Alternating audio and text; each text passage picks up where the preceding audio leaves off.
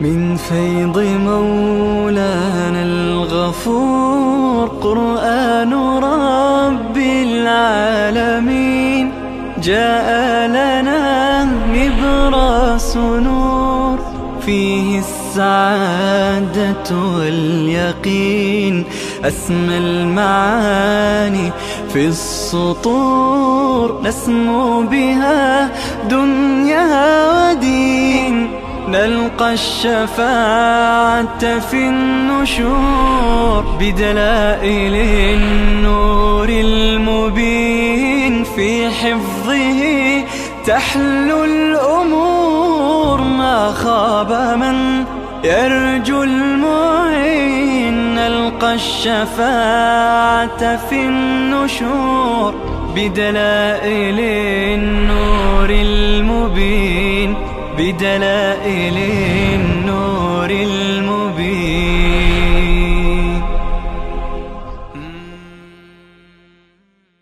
ولو أنهم آمنوا واتقوا لمثوبة إن جاء الله عز وجل ترغیب میده ولو انهم آمنوا اگر همین علما همین ملاها ایمان می آوردن آمنو به جای کفر بنویسید ایمان می آوردن به محمد و کتابه یا به محمد و القرآن ایمان به محمد و قرآن می آوردند لمثوبة من عند الله خیر اگر اینها ایمان می آوردند جزا مقدر است لمثوبة قائم مقام اون جزا هست به جای کفر ایمان می آوردند بهشون ثواب می رسید لأثیبوا به اونها چی می رسید؟ ثواب می رسید اجر و پاداش می گرفتند الله می فرماید لمثوبة من عند الله ثواب و اجر و پاداشی که از جانب الله باشد خیرون بهتر از این جادوگری هست بهتر از این فتنه بازی هست لو کانوا یعلمون کاش اونها می دانستند که دارند به چه بیراهی می روند. خب یا ایها الذین آمنوا لا تقولوا راعنا وقولوا انظرنا واسمعوا یکی دیگر از خباثت های یهود موجود زمان رسول الله صلی الله علیه وسلم را الله تعالی یادآوری می فرماید. اینجا هم مفسرین دو قول دارند یکی اینه که عامه مفسرین گفتند رسول الله صلی الله علیه و سلم وقتی که صحبت می کردند وقتی که برای صحابه موعظه می فرمودند احکام را یاد می دادند کسی که متوجه نمی شد می گفت راعنا یا رسول الله رعایت حال ما را بکن یک بار دیگه تکرار بفرما تا ما یاد بگیریم چی شد. به هر حال این کلمه راعنا را که صحابه استفاده می کردند یهود از این سو استفاده می کردند به وسیله راعنا سب می کردند یهود منظور منافقین یهود اونایی که در جلسه بودند از منافقان می گفتند که راعنا اونا هدف دیگه می گرفتند و می خندیده با هم. خب راعنا دو معنا داره یکی این که راعنا در زبان خود اونها از رعونت به معنی حماقت بلا تشبیه احمق ما و یکی این که راعینا می گفتند راعی به چی میگن چوپان میگویند گوسفندچرا لذا راعینا می گفتند و مسخره می کردند لذا خداوند تعالی به صحابه گفت شما از این به بعد کلمه راعینا نگویید کلمه چی بگویید کلمه انظرنا بگویید یا رسول الله به طرف ما نگاه کن توجه بفرما متوجه نشدیم. اما شیخ حسین علی رحمه الله از آنجایی که عرض کردم با رنگ توحیدی تفسیر می کند ایشون میگوید که راعنا این هدف اونها چی نبود توهین و بدگفتن و فحش نبود بلکه اونها از این راعنا یک مفهوم شرکی می گرفتند مفهوم چی می گرفتند شرکی می خواستند این را در میان مسلمانان جا بندازند همون طوری که ادیان گذشته پیغمبران خودشون را اله دانستند عیسی علیه السلام را معبود، موسی را، حضرت عزیر را. لذا اینها هم میگفتن راعنا. راعنا از چی هست؟ از مراعات، مفاعله هست. میطلبد راعنا ولنرعک یا لنرعک، تو رعایت ما کن، ما رعایت تو میکنیم. در لغت اینطور هست. پس راعنا یعنی احفظنا، ما را حفاظت کن، ما را نگهدار باش. ای پیغمبر تو حافظ ما باش، تو حامی ما باش، تو ولی ما باش. متوجه شدید؟ هدف اونها چی بود؟ ببینید اون چی که مولانا میفرماید، ای احفظنا وارقبنا، ای رسول الله ما را حفاظت کن، از ما مراقبت کن. این کلمه بود که مهم شرک بود. در آینده میتوانست چی باشد؟ استمدادی باشد. از این یک معنای شرکی مراد گرفت. چنانچه الله تعالی بعد از این توحید بیان میفرماید الم تعلم ان الله له ملک السماوات والارض وما لكم من دون الله من ولی ولا نصیر. هیچ حامی شما غیر از خدا ندارید، هیچ نصیری بغیر از خدا ندارید. پس اونها منظورشون چی بود؟ راعنا یعنی چی؟ یعنی احفظنا، یعنی ارقبنا، از ما مراقبت کن، ما را حفاظت کن، ما را نگهدار باش. ما نمیگیم خدا نگهدار تو باشد. این معنیش اینه که ای رسول الله نگهدار ما باش. پس کلمه اونها هدفشون توهین نبود. هدفشون چی بود؟ کلمه ای که مهمه شرک باشد. لذا الله تعالی فرمود که این کلمه را از این به بعد نگویید. این برداشت و عرض کنم تفسیر مولانا حسین علی است. الله می فرماید یا ایها الذین آمنوا، ای مؤمنان، لا تقولوا راعنا، راعنا نگویید، و قولوا انظرنا، بگویید انظرنا، ما را ببین یا رسول الله، لحاظ ما بکن. واسمعوا، بهتر اینه که از اول گوش کنید. وللکافرین عذاب علیم، برای کافران عذاب دردناک است. کافران عذاب دردناک است که اونها میخواهند کفر و شرک را در میان شما چی بکنند؟ رواج بدهند. ما یود الذین کفروا من اهل الكتاب، زجر است. الله می فرماید دوست ندارند کسانی که کفر کردند از اهل کتاب، ولا المشرکین، و نه مشرکان. نه اهل کتاب دوست دارن، نه مشرکان دوست دارن. ان ينزل علیکم من خیر من ربکم، اینکه نازل بشه بر شما هیچ خیری از جانب رب شما، اونها دوست ندارند. اما والله یختص برحمته، ببینید بعضی خیر وحی را گفتن، قرآن، ولی بیشتر مفسرین گفتن خیر را به معنی عام بکنیم. چه قرآن باشه، چه احکام خوب باشه، چه غنیمت باشه، هر خیری. کفار دوست ندارن ما به خیری برسیم.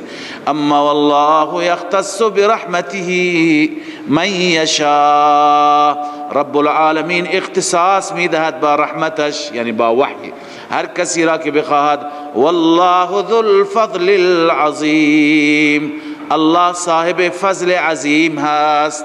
فضل عظیم می فرماید. لذا الله هست که بر شما فضل می کند و بر شما کرم می فرماید.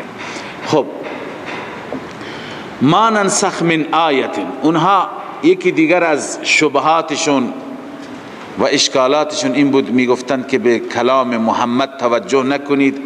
یک روز یک چیز میگه، یک روز یک چیز میگه. یک روز یک دستور صادر میکنه، فردا میگه دیگه به اون عمل نکنی، یک چیز جدید. بحث نسخ هست نه؟ لذا کتابهای ما اینطور نبودند. الله عزوجل پاسخ میده ما ننسخ. ببینید امروز هم این اعتراضات هست، اعتراضات بر اسلام هست که چرا دستورات در قرآن هست که منسوخ هستند. ولی خب من خدمتتون عرض بکنم که ببینید برای تکمیل هر برنامه لازم هست که احکام به چه صورتی نازل بشند؟ به صورت تدریج، آهسته آهسته. مثال بسیار جالبی همین تحریم خمر هست، تحریم شراب هست که بلا تشبیه شراب را مثل چای ما در هر محفلی، در هر جلسه‌ای گل مجلس بود.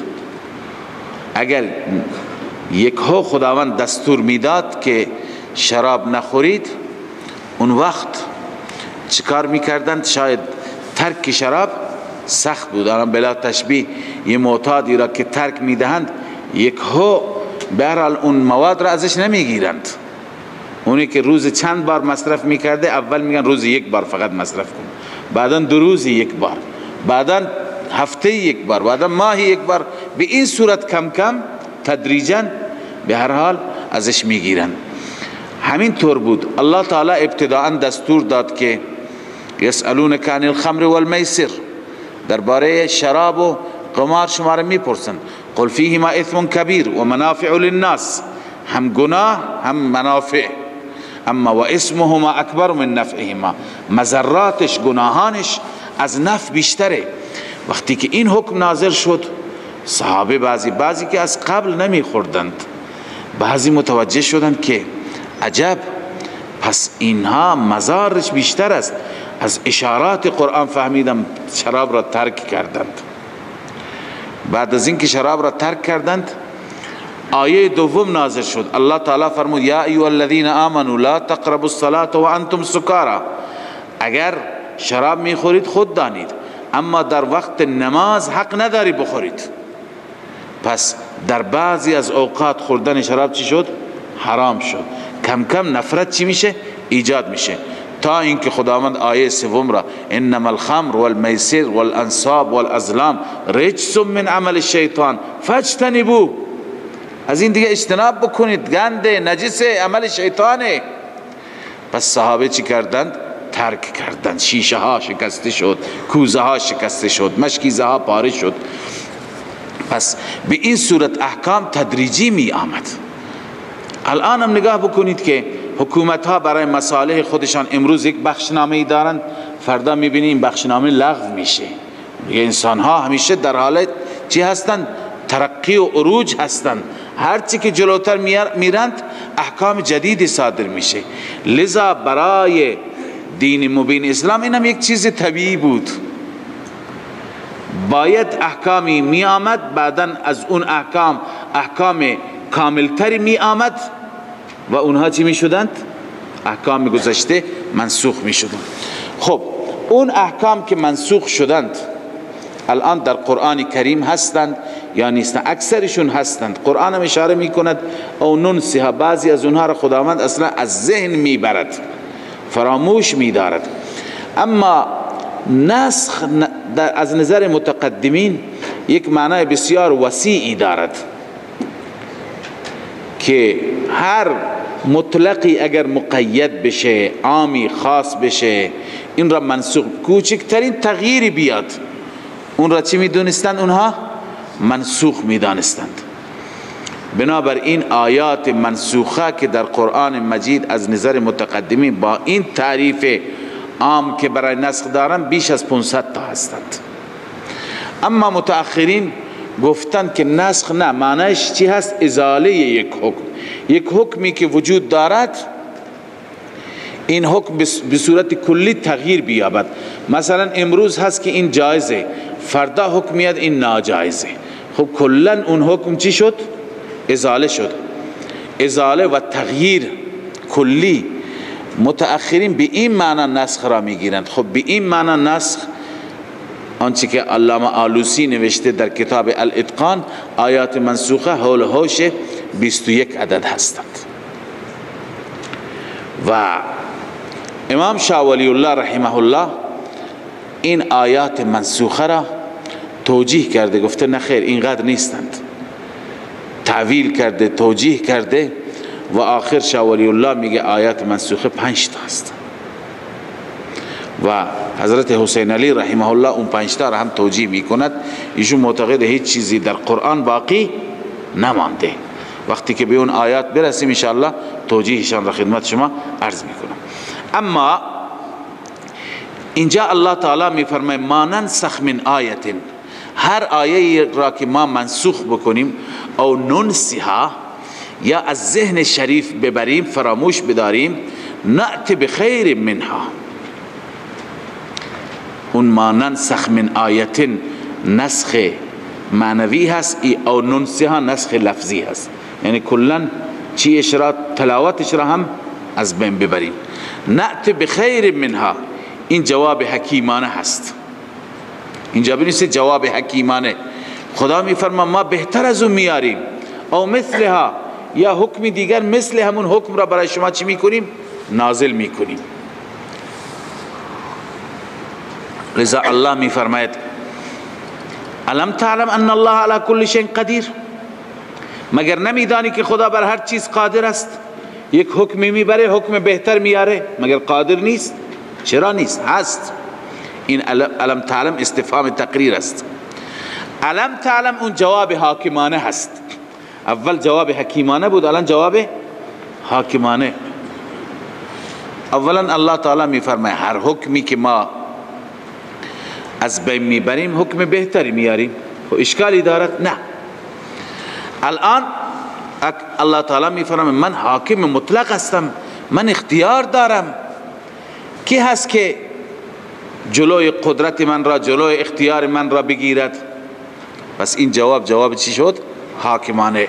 الله میفرماید الم تعلم ان الله، آیا نمیدانی که بدرستی الله عزوجل له ملک السماوات والارض، فقط و فقط برای اوست پادشاهی آسمان ها و زمین.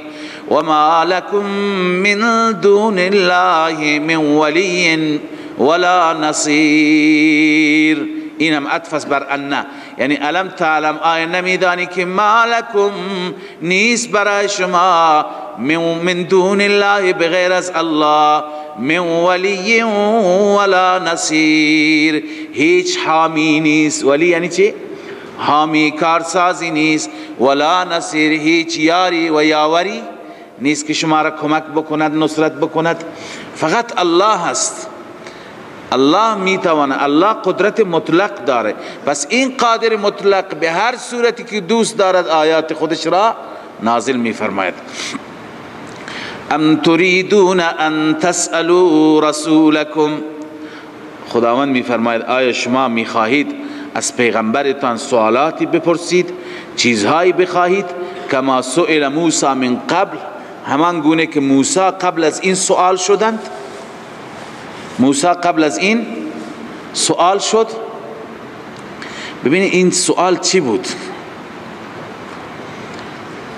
بعضی از مفسرین میگویند، بعضی از مفسرین که وقتی که صحابه در مکه مکرمه بودند دیدند که مشرکین بعضی زیارت ها داشتن، بعضی درخت ها داشتن که از اونها تبرک می گرفتن.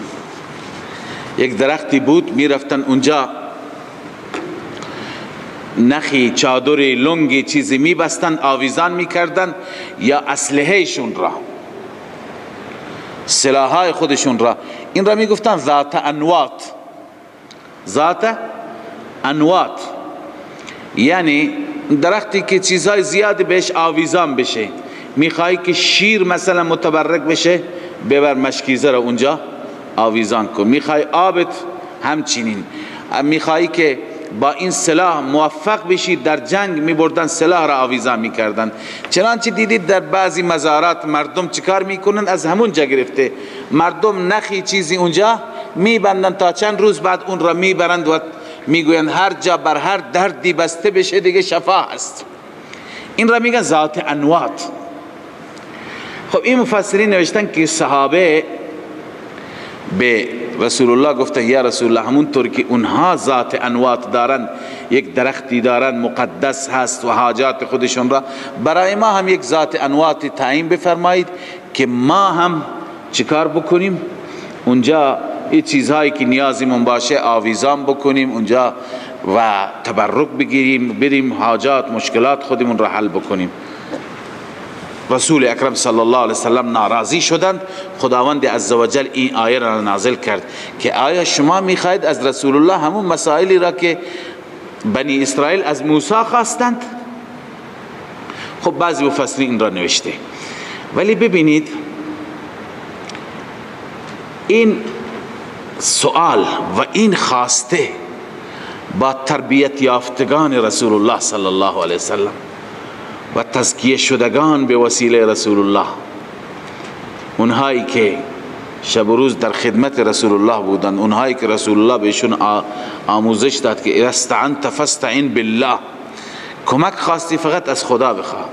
شلاقشون از دستشون می افتاد، به کسی نمی گفت این را به ما بده، خودشون از اسب پیاده می شدند، اینقدر احتیاط می کردند. این داستان به اونها نمی خورد. و بعض شیخ ما حسین علی رحمه الله می فرماید که این سوره مدنی هست، این سوره مکی نیست که بگیم در مکه ذات انوات بود و فلان. پس داستان چیه؟ اصل داستان اینه که کسانی که این خواسته را مطرح کردن منافقین یهود بودند.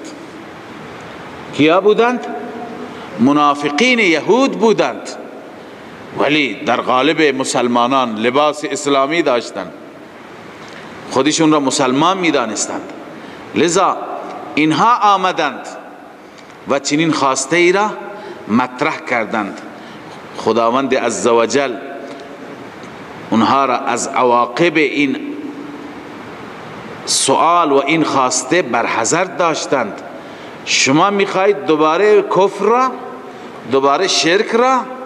لذا الله می فرماید ام تريدون ان تسألوا، آیا شما اراده دارید، آیا شما میخواهید سوال کنید رسولکم، از رسولتان سوالات بیجا بنویسید، کما سئل موسی من قبل، همان گونه که سوال شد موسی قبل از این، یا موسی اجعل لنا الها کما لهم آلهه، موسی برای ما هم خدایی قرار بده. ببین اونها خدایی دارد، اعتکافا کنارش نشستند.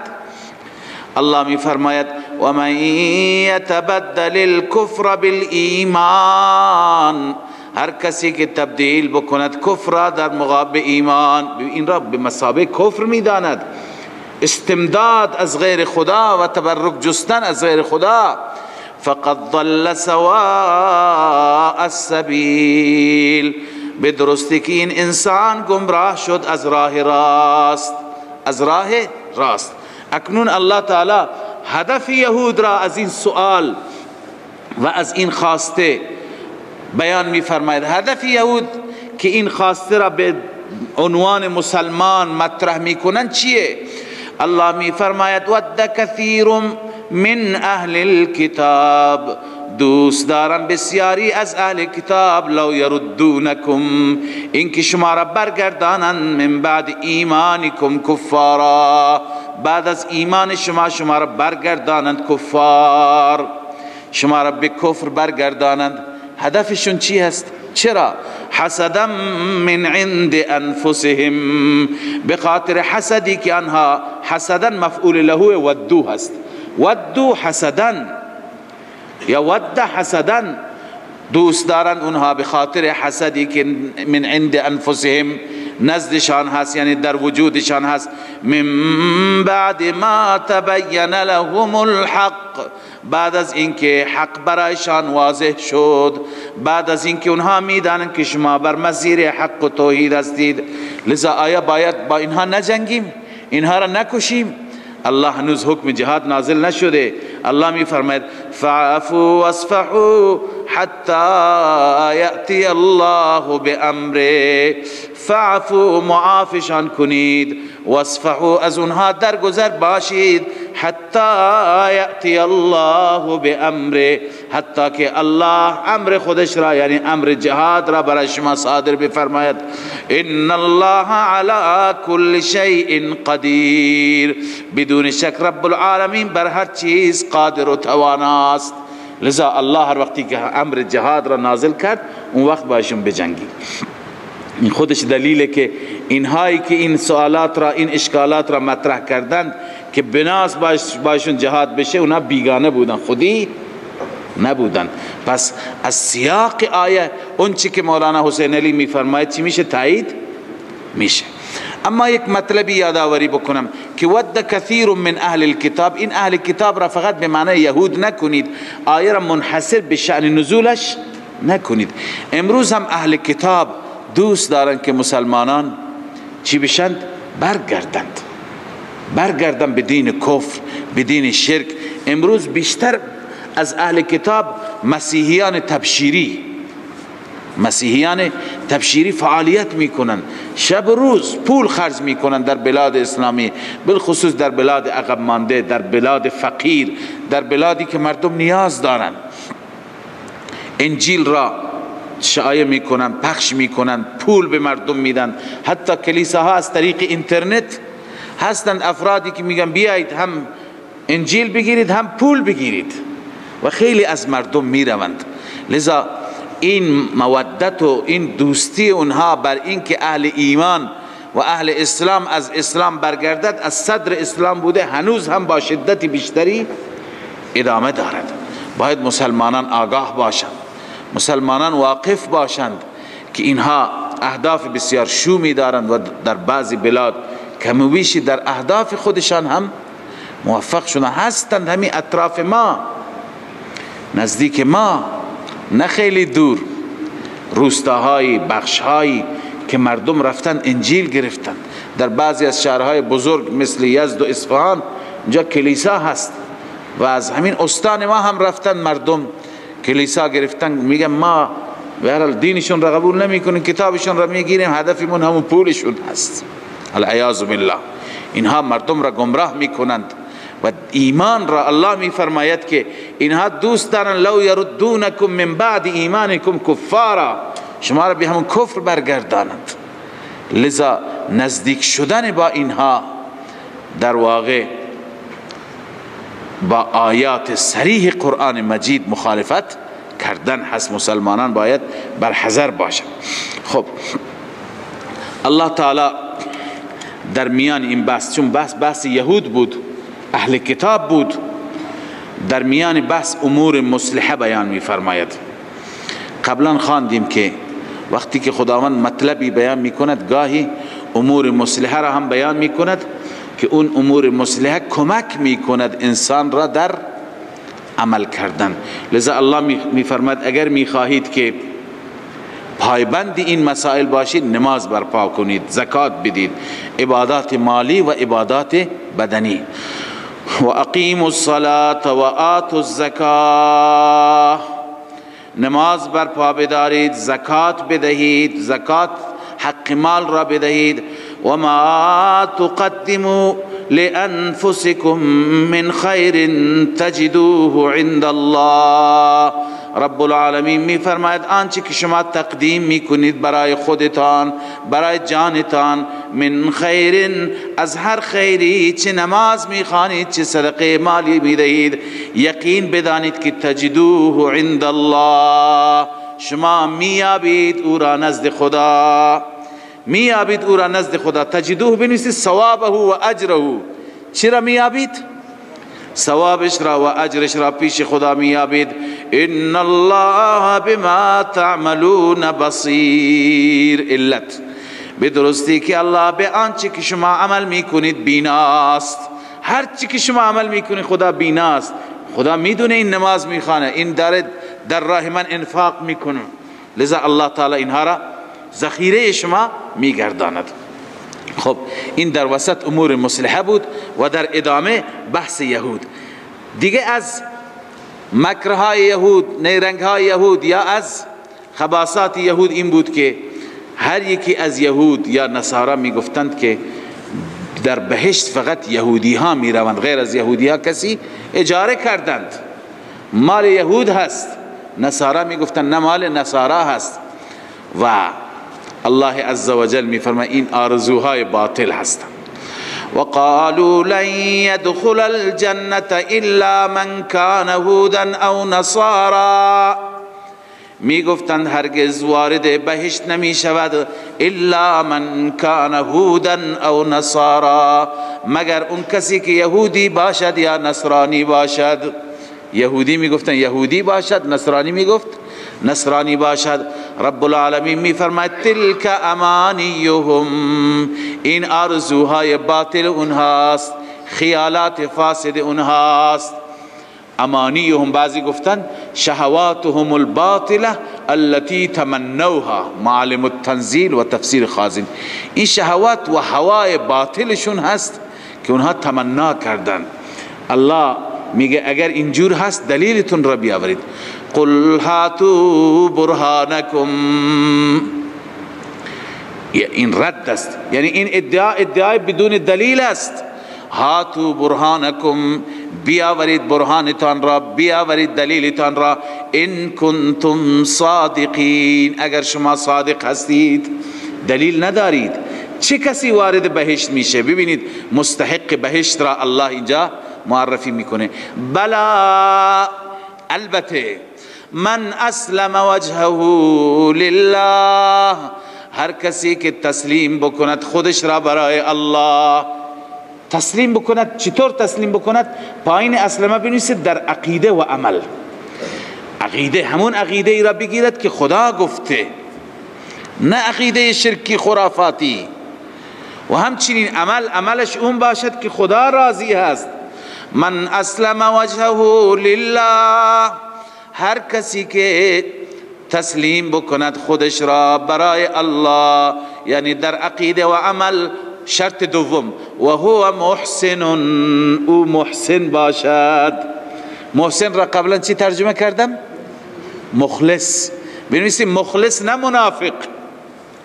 مخلص نه. احسان یعنی چی؟ اخلاص. مگر در حدیث جبرائیل نیست که مل احسان یا رسول الله؟ احسان چیه؟ فرمود ان تعبد الله کانک تراه، الله را طوری عبادت کن که گوی خدا را میبینی، یعنی کسی دیگر را نمیبینی، فقط خدا را، و خدا هم تو را میبیند. فإن لم تكن تراه، زیرا اگر تو او را نمیبینی، فإنه یراک، او تو را میبیند. بس همین یک درجه، بعضی گفتن 2 درجه، ان تعبد الله کانک تراه، یکی فإن لم تكن دومینه. اگر تو خدا را نمیبینی، خدا که تو را میبیند. پس وقتی که من طوری عبادت میکنم که فقط خدا مرا میبیند، کسی دیگه نمیبیند، قطعا این عبادت خودم را برای کی انجام میدم؟ خدا، نه پدر، نه استاد، نه قوم، نه قبیله. این هست اخلاص. این چی شد؟ پس احسان به معنای اخلاص. و هو محسن، در اکثر قرآن مجید محسن در مقابل مشرک آمده. در شرک اخلاص نیست، خالص عبادت برای خدا نیست، برای غیر خداست. اما در احسان عبادت فقط برای خداست. پس اخلاص باشد. و هو محسن. اما منافقین اخلاص ندارن. پس منافقین این آیه شامل اونها نمیشه، چون شرط اول را اگر به ظاهر عقیدهشون عملشون مثل مسلمانان باشند، اما اونها محسن نیستند. و هو محسن، در حالی که او محسن باشد یعنی مخلص باشد، نه منافق. فله اجره عند ربه، این پاداش اول، جلب منفعت برای این انسان مخلص مؤمن موحد. اجرش هست نزد پروردگار. ولا خوف علیهم ولا هم یحزنون، هیچ خوفی بر آنها نیست. ثمره دوم دفع مضرت، بنویسی فی الاخره، هیچ خوفی نیست بر آنها در آخرت. ولا هم یحزنون، و نه اینکه آنها غم میخورند، و نه اینکه اونها غم میخورند. ببینید خوف، این لا خوف علیهم ولا هم یحزنون زیاد میآید. این را یک جا تفسیر بکنم، همه جای دیگه قیاس بکنم. خوف یک چیزی است که انسان از یک شیء آنی دارد. الان خطر دارم که مبادا دشمن به من آسیب نرساند، مبادا مأمورین نیان مرا دستگیر نکنند، مبادا فلان اتفاق بیفته. خوف این را میگند که انسان از شرایط حال و شرایط آن چی دارد؟ احساس خطر. حزن یعنی غم. غم انسان یا برای گذشته میخورد یا برای آینده. یک چیزی را انسان از دست داده برای او غم میخورد، یا در آینده معلوم نیست که تکلیف فلان چیز چی بشه، از الان برایش جوش میزند، برایش غم میخورد. پس خداوند عزوجل که میگه ولا خوف علیهم، اونجا خوفی نیست، اون همه وحشت، اون همه هیبت، اون همه خطر، ولی اینها را تهدید نمی کند، مخلصین را تهدید نمی کند. اینها از اون بابت نگران نیستند و از گذشتهشان و آیندهشان هم نگران نیستند. اکنون بعضی مفسرین گفتند ولا هم یحزنون، اونها غمگین نیستند. اینجا استاد ما رحمه الله نوشته علی مفارقت الدنیا، یعنی دنیا را ترک کرده نگران جوش نمیزند. یک کافر ناراحت است، میگه کاش که در همون دنیا توبه میکردم، کاش در دنیا من رضایت خدا را جل میکردم. پس برای اون فرصت از دست رفته چیکار میکند؟ غم میخورد. ولی مسلمان نه، مسلمان کارش را کرده، مخلص کارش را کرده، لذا اینکه فرصت دنیا رفته علی مفارقت الدنیا لا هم یحزنون، برای اون غم نمیخورد.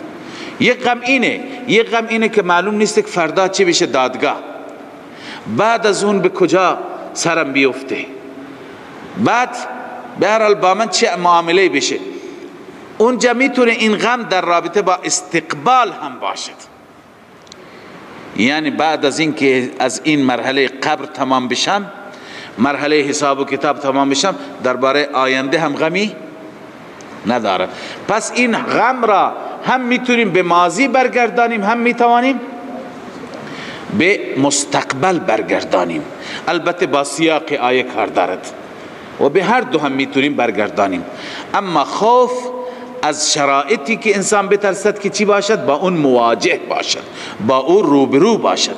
لذا الله می فرماید در آخرت ولا خوف علیهم، هیچ خوفی نیست بر اونها، هیچ خطری اونها را در اون لحظه تهدید نمی کند. ولا هم یحزنون، و نه اینکه اونها غم می خورند بر مفارقت و جدایی دنیا، برای از دست دادن فرصت دنیا، چون که از فرصت دنیا اونها چیکار کردند؟ حسن استفاده و کمال استفاده را کردند. و قالت الیهود لیست النصارى علی شیء، این باز هم زجر هست، زجر با نقل قول. یهود و نصارا، این بدبخت ها را که کشت، همین افتخار، دین من دین یهوده، من پیغمبر زادم، من فلانم.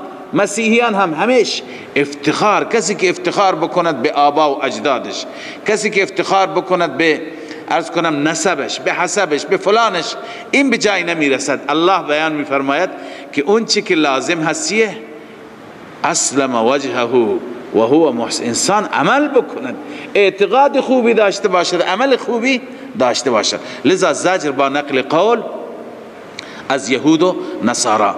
الله می فرماید وقالت الیهود لیست النصارى علی شیء، یهودی ها می گفتن نیستن نصارا بر چیزی، شیء بنویسید علی شیء معتد به، یعنی بر روشی که ارزشی داشته باشد نیستن. وقالت النصارى، نصارا هم می گفتن لیست الیهود علی شیء، یهود بر هیچ چیزی نیستند، یعنی مسیر معتد بهی ندارند. و هم یتلون الکتاب، هر دو گروه کتاب را تلاوت می کنند، اونا هم کتاب آسمانی دارن، اینا هم کتاب آسمانی. معلوم میشه که اینا هر دو گروه به هوای نفس عمل می کردند. و الا تورات درباره انجیل هم مژده و بشارت دارد، انجیل مصدق و مؤید تورات هم هست.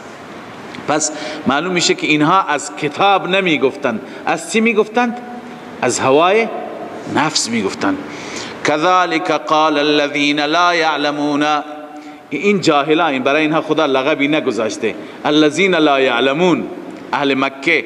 این جاهلا هم مثل اونها میگن بقیه هیچ کاره، همه چیز به دست ماست، بقیه علی شیء لیسوا علی شیء. مسلمانان را بیشتر میگفتند، پیغمبر را بیشتر میگفتند و اصحاب را. كذلك قال الذين لا يعلمون مثل قولهم، این چنین گفتند کسانی که لا یعلمون چیزی نمیدانند، چیزی بلد نیستند. هم مشرک العرب فی قول الجمهور، این کسانی که چیزی بلد نیستند مراد کیه؟ مشرکین عرب. مشرکین عرب هم میگفتن مثل قولهم، مثل قول یهود و نصارا، یعنی قول بلا دلیل. الله می فرماید فالله یحکم بینهم یوم القیامه، الله فیصله می کند بینشان. یحکمو پایینش بنویسی عملا، خداوند عملا فیصله می کند بینشان یوم القیامه، در روز قیامت. فیما کانوا فیه یختلفون، در آنچه که اختلاف داشتن، اختلاف در توحید، در نبوت، در قیامت، در همه چیز داشتن. خدا روز قیامت فیصله می کند و بعدا عقیده صحیح را به اونها نشان میده. و من اظلم ممن منع مساجد الله، اینجا الله عزوجل زجر دیگر با نقل قول بر کسانی که مانعین مسجد هستند، مانعین عبادت هستند بیان می‌فرماید. مراد کی هست؟ خب بعضی گفته که مراد مشرکین مکه هستند که نگذاشتند مسلمانان مسجد الحرام طواف بکنند، مسجد الحرام نماز بخونند، مانع مسجد شدند. بعضی ها مصداق یهود را میدانند، ولی مفسرین بزرگوار نوشتن بهتر این آیه را به عمومش بگذاریم. وقتی که به عمومش بگذاریم شامل اون یهودی هم میشه، شامل اون ابو جهل و ابو لهب که نگذاشتند رسول الله، البته در زمان نها ابو جهل و ابو لهب نبودند، بقیه سرداران و قریشی ها در سال حدیبیه نبودند، کشته شده بود ابو جهل در بدر. به هر حال اونهایی که نگذاشتند رسول الله طواف بکنه شامل اونها هم میشه. کسانی که امروز مانع مسجد بشند، مانع عبادت بشن، یهود امروز نمیگذارن مسلمانان بیت المقدس برن نماز بخوانند، بقیه جبابره هستند، ظالم ها هستند، مسلمانان را برای نماز نمیگذارند، برای عبادت نمیگذارند، شامل همه میشه. پس ظاهر الآیت العموم، آلوسی میگه ظاهر الآیت العموم، ظاهر آیه عموم را میگوید. فی کل مانع، هر کسی که مانع باشد، و فی کل مسجد، هر مسجدی را شامل میشه. و خصوص السبب لا یمنعه، اگر این آیه یک سبب خاص داشته باشه، مثلا مشرکین مکه سبب شدن که این آیه نازل شد، خب اون یک سبب خاص است، اون دیگه ما عرض کنم که جلوگیری این نمیشه که کسی که مانع امروز هست این آیه مصداق این آیه قرار نگیره، نه خیر، بلکه آیه عمومی هست. هر مانعی را، هر مزاحمی که مزاحم نماز مردم هست، او را چی میشه؟ شامل میشه. لذا الله می فرماید و من اظلم، این استفهام انکاری هست، یعنی از این انسان ظالمتر نیست. کیه ظالمتر؟ نیست ظالمتر. و من اظلم، چه کسی ظالمتر است؟ ممن منع مساجد الله، از اون انسانی که من می کند از مساجد الله. مساجد الله بنویسیم مبدل منه، من می کند از مساجد الهی. از چی من می کند؟ ان یذکر فیها اسمه، این بدل است از اینکه یذکر ذکر بشه، یاد بشه، فیها اسمه، در اون مساجد اسم الله بنویسی خاص، خاصتا اسم الله. یعنی برای شرک می گذاشتند اما برای توحید نمی گذاشت. اونجا فقط نام خدا، فقط عبادت خدا، برای این نمی گذارند. اگر کسی بره طبق اعمال شرکیه اونها عبادت بکنه می گذارند. الله می فرماید و سعی فی خرابها، چه انسانی ظالم تر از اون کسی که سعی می کند در خرابی مسجد، خراب مسجد بر دو قسم است، یکی ظاهری اون را با چی بلدوزر با خاک یکسان بکند، یکی باطنی و معنوی که مسجد را چی بکند، قفل بکند، نمازگزار را نگذار. خیلی حکومت ها هستند متاسفانه امروز هم که جوانان را نمیگذارن به مسجد، مانع مسجد میشه، میگه این گروه حق نداره به مسجد بیاد. مسجد بیاد چی میشه؟ متاثر میشه از نماز و قرآن و مجاهد درست میشه. برای حکومت خودشون بیم دارند. لذا الله میفرماید و سعی فی خرابها، سعی میکند در خرابی مسجد، سعی میکند که مسجد را غیر آباد بکند.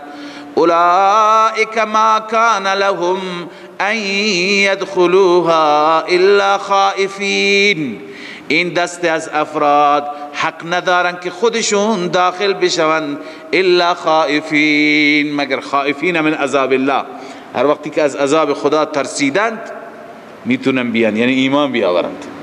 خودشون خود مشرکان اجازه ورود ندارن. ثمره و نتیجه دنیوی اینها را خدا و اخروی هر دو را بیان میفرماید. لهم فی الدنیا خزی، برای آنهاست در دنیا خزی، رسوایی، ذلت. ولهم فی الآخرة عذاب عظیم، نتیجه اخروی برای آنهاست در آخرت عذابی بس بزرگ. خب اینهایی که مانع نماز میشن، مانع بندگان خدا از عبادت و از مسجد میشوند. ولله المشرق والمغرب، ولله المشرق والمغرب، این در واقع برای کسانی هست که نمیتونن به مسجد برن پس عبادت نکنند؟ نه خیر، تمام زمین، تمام جهات، مشرق و مغرب مال خداست. وقتی که به مسجد نرفتی دیگه عبادت درست نمیشه. الله میفرماید هر جا باشی با خدا باش. ولله المشرق والمغرب، فقط و فقط برای الله است مشرق یا مغرب، خواه مشرق یا مغرب. فاینما تولوا فثم وجه الله، هر طرفی، هر سمت و سویی که شما تولو، رویتون را برگردانید، فثم وجه الله، آنجا الله است. یعنی هر جا به هر سمت و سوی نماز بخونی الله هست. و یکی از خصوصیات و ویژگی های این امت است. رسول الله صلی الله علیه وسلم فرمود جعلت لی الارض مسجدا، تمام زمین را خداوند برای من مسجد قرار داده. بقیه ادیان عباداتشون بغیر از عبادت خانه در جای دیگه درست نمیشد، اما ما نه، ما هر جا بخوانیم نماز ما انشاءالله درسته. ان الله واسع علیم، الله واسع هست، یعنی هر چیز پیش خدای عزوجل فراوان هست و علیم، دانا هست، هم قدرتش وسیع هست و هم علمش وسیع هست. وقال اتخذ الله ولدا، این زجر چهارم هست با نقل قول بر یهود. ما چند تا اینجا زجر بود گفتیم، سلسله زجرها. اولی نمیدونم اول و دوم گفتم یا نگفتم. اولی وقالوا لن يدخل الجنة الا من كان هودا او نصارى، زجر دوم وقالت اليهود ليست النصارى، زجر سوم ومن اظلم ممن منع مساجد الله، این زجر چهارم هست. وقالوا اتخذ الله ولدا، یهودیان میگفتند و همچنین مسیحیان خداوند برای خودش فرزندی انتخاب کرده. اتخذ الله ولدا، چه عقیده خرافاتی و شرکی. الله می فرماید سبحانه، الله پاک هست، پاک هست از شریک، پاک هست از فرزند، پاک هست از همسر. بل له ما فی السماوات والارض، بلکه فقط و فقط برای الله است ما فی السماوات، هر چی که در آسمان ها هستند و زمین هستند، همه مملوک خدا، همه مخلوق خدا. مملوک نمیتونه فرزند باشد. کل له قانتون، همه برای الله مطیع، همه فرمان برداره. الله عزوجل بدیع السماوات والارض، الله آن ذاتی است که پیدا کننده از ابتدا آفریننده آسمان ها و زمین. بدیع به معنی نوآور. ببین بدیع میگویند کسی که چیزی ایجاد بکند بدون الگو، بدون نقشه، بدون نمونه. لذا الله است که از ابتدا پیدا فرمود آسمان ها و زمین را. و اذا قضا امرا، کیفیت ایجاد، چگونه ایجاد کرد؟ چند میلیارد بنا و استا بودند. الله می فرماید و اذا قضا امرا، هرگاه فیصله امری بکند، فانما یقول له کن فیکون، جز این نیست که الله بهش میگه کن، به وجود بیا، باش، درست بشو. فیکون، سرعت تکوین، فورا درست میشه، فورا ایجاد میشه. بله خب پس الله عزوجل ولد ندارد، ولد برای خودش انتخاب نکرده، همسر ندارد اونطوری که شما نسبت میدهید. و زجر پنجم، یکی دیگر از قولهای باطل و فاسدشان این بود که میگفتند اگر واقعا شما پیغمبر خدا هستید، از طرف خدا فرستاده هستید، چرا خداوند خودش با ما سخن نمیگوید؟ یا چرا آیه‌ای و نشانی که ما مطالبه میکنیم برای ما نازل نمیشه تا ما بدونیم که شما واقعا از طرف الله؟ الله جواب میده وقال الذين لا يعلمون، میگویند جاهلان، کسانی که نمیدانند، لولا یکلمنا الله، چرا با ما کلام نمی فرماید الله، او تأتینا آیه، چرا آیه و نشانی که ما می خواهیم پیش ما نمی آید؟ الله می فرماید این رسم جاهلانه قدیم است، رسم جدیدی نیست. كذلك قال الذين من قبلهم، این چنین گفتند کسانی که قبل از اینها بودند، مثل قولهم، مثل سخنشان. امتهای گذشته هم به انبیا گفتند همین خواست را مطرح کردند. تشابهت قلوبهم، دلهایشان مثل هم است. تشابهت قلوبهم، دلهایشان مثل هم است، یعنی در انکار، در ضد، در عناد، در کج فهمی. قلوبهم پایینیش نیست، در کج فهمی همه را شامل میشه. قد بینا الآیات لقوم یوقنون، ما یک آیه نه، جواب دوم نه، او تأتین آیه، چرا آیه‌ای نمیاد؟ چرا نشانی نمیاد؟ الله می فرماید ما یک آیه نه، بلکه قد بینا الآیات، ما آیات زیادی نازل کردیم، لقوم یوقنون، برای قومی که یقین بکنند، برای مستفیدین، کسانی که استفاده و بهره ببرند.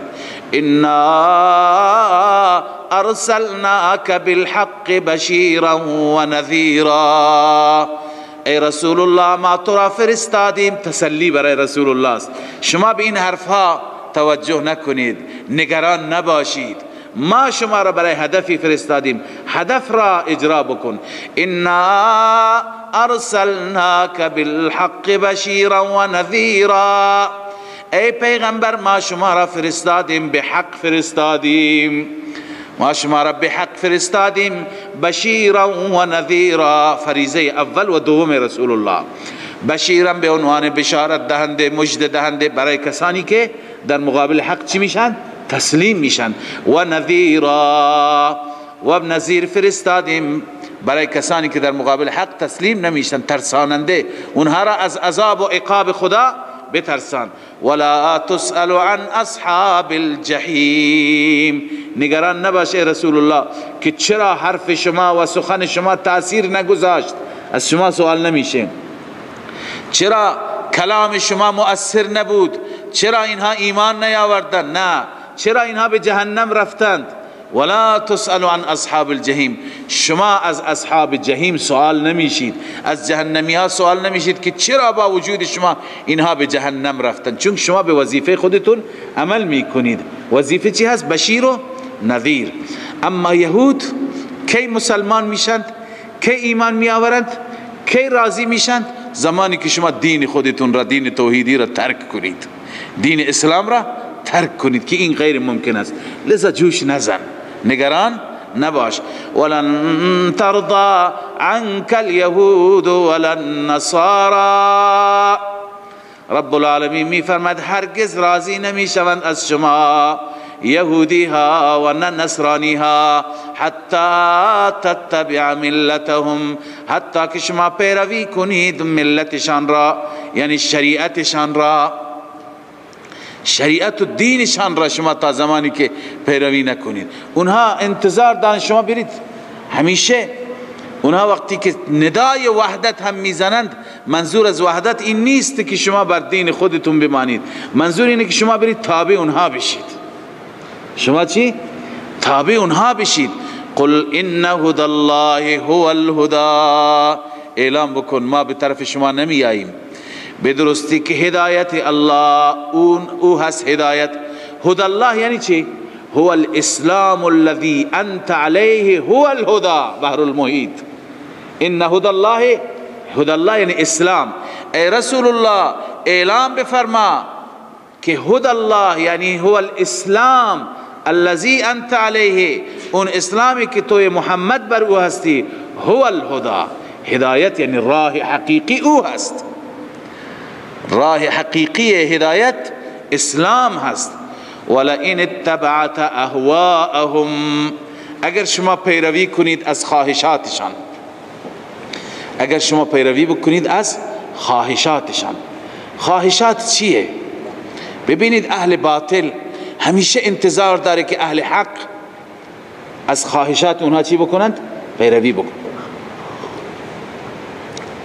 خواهشات یعنی این بدین اونها بری، حرکتی بکنی که دین اونها را تایید بکنی، مسیر اونها را تایید بکنی. نوشته علامه آلوسی اهواءهم یعنی آراءهم الزائغه، آراء کجشون را، المنحرف عن الحق، آراء کج که منحرف از حق میشن. خوب توجه کنید، کسانی که پیشوا هستند بیشتر انتظار از پیشوایان دارند. کسانی که مرجع مردم هستند میگن بیان پیش ما، بیان ما را تایید بکنند، بیان دین ما را تایید بکنند، بیان مسلک ما را تایید بکنند، بیان حرکتی نشان بدهند که چی؟ که در اون حرکت تایید ما باشد. آراءهم الزائغه المنحرفه، آرائی که کج هستند و انحرافی هستند از حق، الصادر عنه، اون آرائی که صادر از اونها هستند، به تبعیت شهوات انفسهم. اون آرا را از کجا آوردند؟ اونا خودشون از به تبع از شهوات انفسشان این آرا را ایجاد کردند. مثلا هوای نفس میگه که دین را به این شکل درست کنیم، خب به اون شکل درست کرده، الان انتظار داره که من اهل حق هم برم به همون مسیر، برم روی همون سفره خرافاتی. لذا باید اهل حق چی بکنند؟ بر حذر باشند. روح المانی. پس اونها را الله می فرماید که اگر شما پیروی کردید، اینجا هم من یک مطلبی عرض بکنم، بین خود مسلمانان حتی دو فرق هستند، دو گروه هستند. نباید هیچ گروهی از دیگری انتظار داشته باشه که اون گروه دیگر مذهب خودش را به خاطر من بگذارد، احکام خودش را به خاطر من بگذارد. به عنوان مثال سفر زیارتی، شما بغیر از بیت الله جای دیگه نمیرید. عزیزان ما انتظار داشته باشند که به خاطر ما به کربلا بیاند، سفر زیارتی بکنند. خب فقه ما اجازه نمیده، لذا به خاطر راضی کردن اونها ما بیاییم فقه خودمون را زیر پا بگذاریم. مسیری که ما درست میدانیم، هر کسی مسیر خودش را درست میداند، مسیری که ما صحیح میدانیم مسیر را رها بکنیم. نباید هیچ گروهی به چنین چیزی راضی بشه. و اگر انسان مسیر حق را به خاطر چی ترک بکند؟ به خاطر رضایت طرف مقابل. خدا چه تهدید خطرناکی کرده، اهل حق گوشها را باز کنند. ولئن اتبعت، اینجا خطاب به رسول الله است، الله برای هیچ کسی پروا ندارد. این میگه جواب چی هست؟ هم مالک من الله، این مالک جواب لئن اتبعت هست. فیه تهدید و وعید شدید للامه. امت توجه کنید، در این آیه خداوند تهدید کرده و وعید شدید به امت عن اتباع طرائق الیهود و النصارى، که از راه و روش یهود و نصارا شما پیروی نکنید. بعد ما علموا من القرآن و السنه، بعد از اینکه قرآن و سنت را شما میدونید، شما راه توحید را میدونید، راه سنت را میدونید، راه بدعت را هم میدونید. بعد از اینکه حق را خداوند از طریق کتاب و سنت به شما گفت، الان حق را به خاطر هوای نفس ترک بکنید، حق را به خاطر رضایت طرف مقابل ترک بکنید، بروید در مراسم اونها، در مراسم یهود و نصارا اونها را خوش بکنید، اونها را راضی بکنید، برید در عید کریسمس شرکت بکنید که همسایگان ما هستند، به هر حال هم ملتی های ما هستند و ما در یک کشور زندگی میکنیم، لذا اینها را راضی میکنیم. یعنی اون چی که دین شما هست زیر پا بگذارید و بروید اونها را خوش بکنید. الله چی میگه؟ الله میفرماید ولئن اتبعت اهواءهم، اگر پیروی بکنی ای رسول الله شما از خواهشات اونها، خواهشات را چه تفسیر کردیم؟ از آراء منحرفه و آراء کج اونها، از آراء خرافاتی اونها پیروی بکنی. من بعد الذی جاءک من العلم، بعد از اینکه علم پیشت آمد، بعد از اینکه از قرآن و سنت همه چیز را میدانی، بدان که خدا هم تو را رها میکند.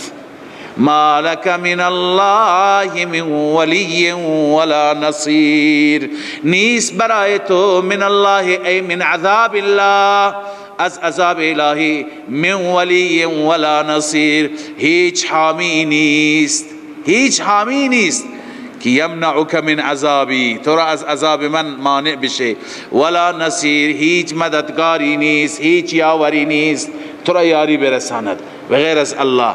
لذا مسیر الله را به خاطر هوای نفس دیگران رها نکن. لذا علما در بعضی مواقع متاسفانه مسائل دینی، مسائل فقهی را میگذارند برای خوش کردن دیگران، مسلک خودشون را میگذارند. خب هر یکی در جای خود تفاوت دارد، ولی این مسائل را باید مثلا خیلی از مردم هستند به خاطر خوش کردن همسایگان عید نوروز را تبریک میگویند. خب وقتی که اعتقاد به عید بودنش نداریم، اعتقاد ما این هست که عید فقط دوتا هستند، لذا برای رضایت دیگران انسان وقتی که این کار را بکند یا حرکاتی بکند، خب این اتبعت اهواءهم هست یا نیست؟ یا اینکه انسان به هر حال غدیر را تبریک بگوید. خود غدیر را تبریک گفتن یعنی خلافت حضرت ابوبکر و عمر و عثمان را قبول نداشتن. خب انسان برای رضایت همسایگان ما، عزیزان و صورتهای دیگه میشه انسان اونها را راضی کرد. اکرام هست، احترام هست، وحدت در مسائل سیاسی، وحدت در مسائل متفق علیه. لذا مسائلی که انسان مذهب خودش را، فقه خودش را و مسائلی که به اونها اعتقاد دارد و باور دارد، اگر اونها را زیر پا بگذارد، به هر حال خدا بر اینها چی میشه؟ ناراضی میشه. و السلام علیکم و رحمت الله.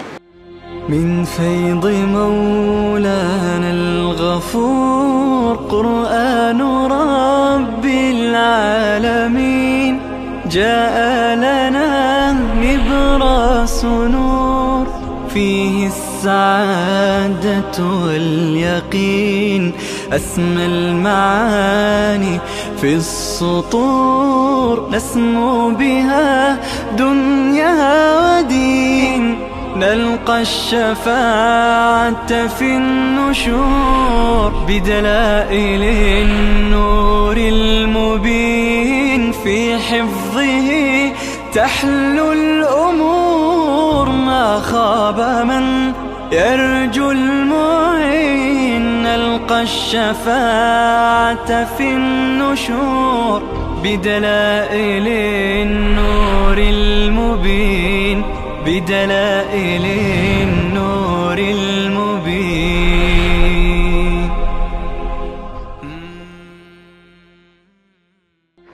من فيض مولانا الغفور قرآن رب العالمين، جاء لنا نبراس نور فيه السعادة واليقين.